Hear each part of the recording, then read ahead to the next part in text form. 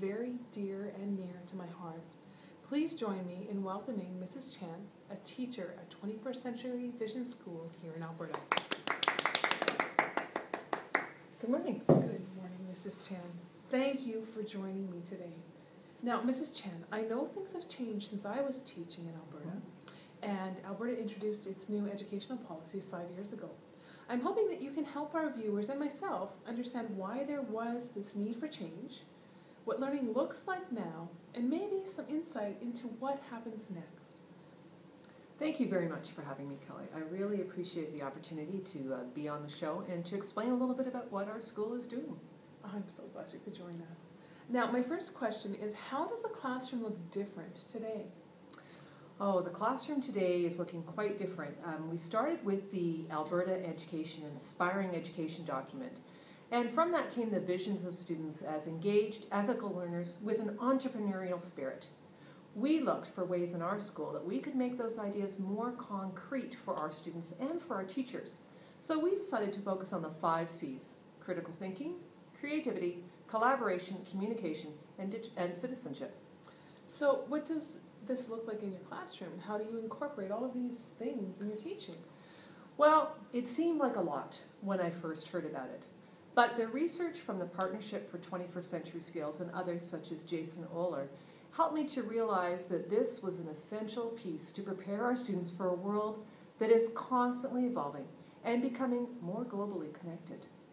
Then I looked at what I was already doing, which was already indeed a base of the 5 C's, but my big goal was to look at my lesson planning differently. As I looked through the new curriculum, I reflected on how I could teach this in a collaborative way, including scaffoldings for students to use critical thinking skills, and the ability for them to use their own creativity to communicate their learning and share with others, including social networking. Social networking? Is that good in schools? I mean, don't they spend enough time chatting on social networking sites outside of school? Well, with social networking, students have the opportunity to make real social, cultural, and political impact. So we've taken our filters off of our school. Do you think students can make a difference? Well, all you have to do is look at the 2009 election of President Obama to understand that he was elected through young people coming together on a social networking site and creating change in that way. You know, when I think back to earlier, you only mentioned 4 C's. True. Citizenship is embedded throughout, as is the use of technology. So today, if you walked into my classroom, you'll see students who are working at their own pace. We're all working on the same inquiry projects. We don't call them units anymore. And students are collaborating on the project we're doing right now with students from around the world. I rarely lecture in front of my class. I usually vodcast my lessons. I give students background knowledge of critical learnings that they need to be successful. And their assignment is typically a blog post reflecting on what I've taught them, a question or clarification they have, and they need to answer that question or look for that clarification themselves using the databases and pathfinders that our teacher librarian has designed. Most of my students tend to watch the podcast at home, so they come into class ready to work on their reflections or their inquiry projects. And at that time, I check in with what they're doing, help them to find answers to questions that they might have, and I do a quick assessment check-ins to see who might need a little bit of extra support. What about students, though, who don't have that technology at home? Yes, and there definitely is a problem with that.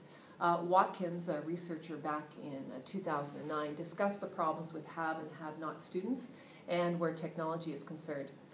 Our students are able to access the library computers before, during, and after school, as well as lunches. And if they have Wi-Fi at home, they can check out the old netbooks. And if they don't, they check out the newer 3G netbooks from the library using the district's data plan. This allows all of our students to access technology.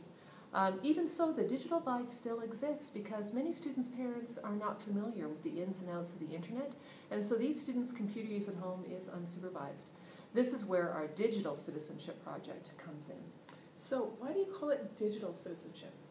Well, really, it is just good citizenship in the digital world that mirrors the real world. Our neighborhood is now becoming a global neighborhood, and we would like our students to be global good neighbors. The digital part is that we know technology is powerful. It amplifies whatever we do. And we need to make students aware of the consequences and the implications of their digital footprint. They also need to be aware of how technology impacts their life and their learning. One thing we've done is to create technology-free areas called Walden Zones throughout the school. Really? Like, why do schools need a Walden zone? Well, I don't know if you have followed some of the research that began in 2008, 2009, but done by Sherry Turkle, Carr, and Powers. But the evidence of some of the negative impacts of technology on our brain and on learning was escalating. So we reviewed the literature and we decided that there was a need to introduce offline time and a need to introduce quiet, focused reflection time. We needed to help students find balance. And not only students, but teachers as well. If we teach this in schools, our goal is that students will carry these skills outside when they leave. Are you saying that technology is bad? No, not at all. Actually, it was our wanting to meet students where they're at that prompted the whole change in the first place. Students are using this technology in their life outside of school, and we want them to be able to use it inside of schools. As Jason Oler, a researcher, says, we should have kids living one life, not two. Using the devices and the technology we have increases our students' engagement, and it gives them the tools to become not just learners, but makers and creators. We live in a participatory culture, and students need to feel that they are students who are participating in and outside of schools. You talked about students collaborating with others in the world. How is that possible? Don't you all have different curriculums? Like, what about time zones and language barriers? Well, with the World Wide Web, communication is just one click away. We use Skypes, we use wikis, docs, and student-created sites, as well as a host of other Web 2.0 tools that students can access in tandem with their partner. And so much of our curriculum is now inquiry-based, working on understanding and exploring big-picture issues. This fits in with many international curriculums, so we're able to flatten our classroom and move our learning journey outside of the four walls of our school building.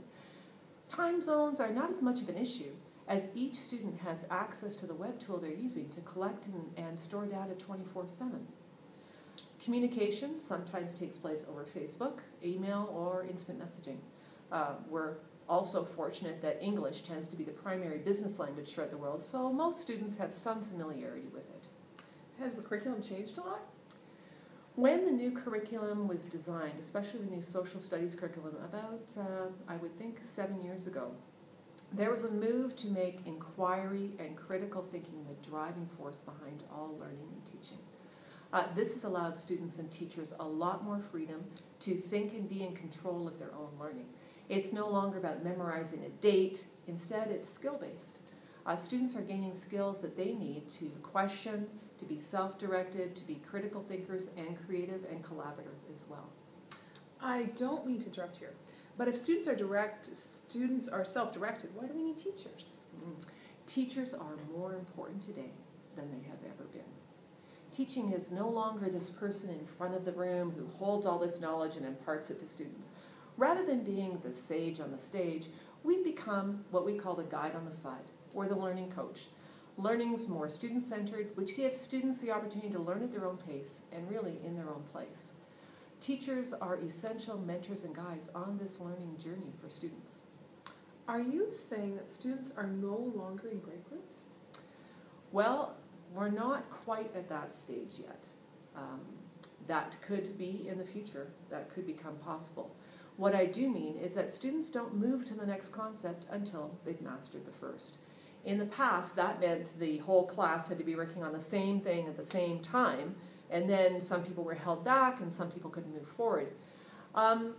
With basic skills, I may do some whole class teaching, but with the introduction of cloud computing, our learning has become a lot more flexible.